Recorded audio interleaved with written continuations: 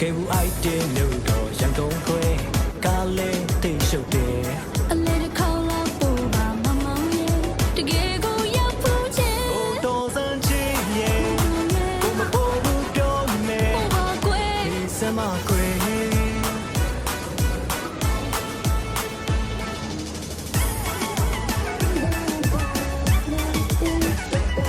ဘူချိုစီစီလာတဲ့ဆိုပြန်နဲ့အေးရကလာ